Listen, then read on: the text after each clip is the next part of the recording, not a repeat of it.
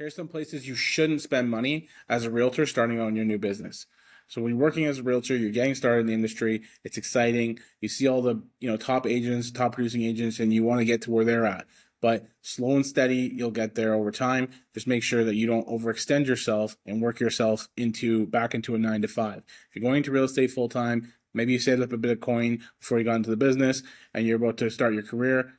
Don't overspend in areas that are going to kind of work you broke and make these other companies rich while you're not making any transactions in that early grind. So if I were going to say a couple places to not spend money when I was getting started in real estate, one of them would be in excessive print material. So I wouldn't be overly designing big folders, presentation packages, anything like that.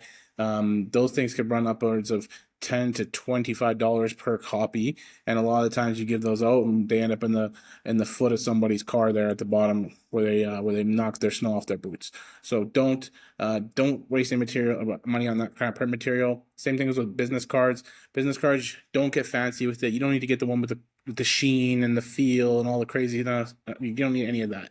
Chances are you're not going to love your first business card after a year anyways, and you're going to want to replace it. But for me, I've actually not been using business cards for the last couple of years. I have them, but a lot of the times when I give all my business card, I don't really hear from people. So when people ask me for my card, it's like, oh, I actually ran out of cards. How much? Just give me your number. I'll text you on my digital card right now. And then like on my iPhone, you can create a My Contact where you put all your information in. It creates a contact card and you can share that right away. But then you've also now captured their information so you can have a follow-up conversation. So the paper business card definitely serves a purpose. Don't overspend on it, and don't go out and splurging for something like that. Another place people waste a lot of money on is websites. You think you're getting into real estate, you need to get this big, high-powered website. Now, down the road, that's something that'll be nice. And if you're joining a team, which is something I also recommend to people in the early grind of their business, is to get on a team who has these systems in place for you. But if you're on your own, don't go out and buy this top tier website from one of these website providers. You don't need it. Oftentimes, your MLS will have a functionality where you can at least one way send consumers or potential clients listings in a collab center environment. So it's just kind of between you and them. But a lot of time that communication is one way, which is fine for when you're first getting started. Alternatively, where you could get some tech going is in a CRM. CRM is where you're going to log everybody you meet, sphere of influence, past client as you get them, open house leads. If you're door knocking, anybody you think might be a good fit for selling their home in the near future. Anybody you meet through real estate should be in your CRM. They should live there. They should have a next task and a plan of action. So CRM is one place to definitely spend money on. I'd recommend Follow Up Boss. Follow Up Boss is one that has a lot of functionality as far as action plans, automations, and a lot of integrations you can do.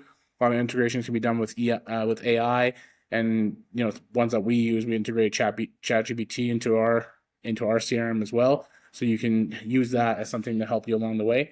And another one you could go to spend money on would be G Suite.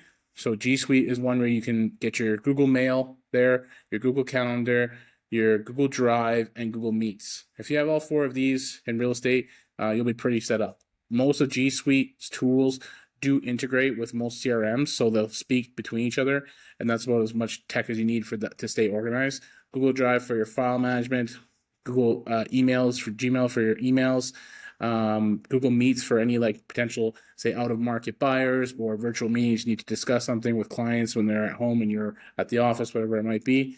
All these tools are highly effective, and that G Suite platform should be in your disposal there. And the last one, and probably the most important one I would spend money on, is open house signs. If you're going to print anything, any hard material, I would recommend getting 30 open house signs the day you start, and start doing open houses as soon as possible. And you have 30, so use all 30.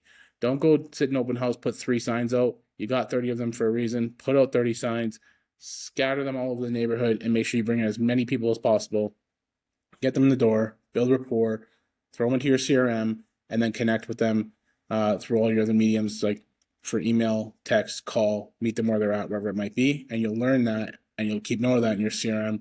Include that in your automations and your action plans when you're sending them listings through your collaboration center that your MLS provides. All that can be done without the need of a high powered website.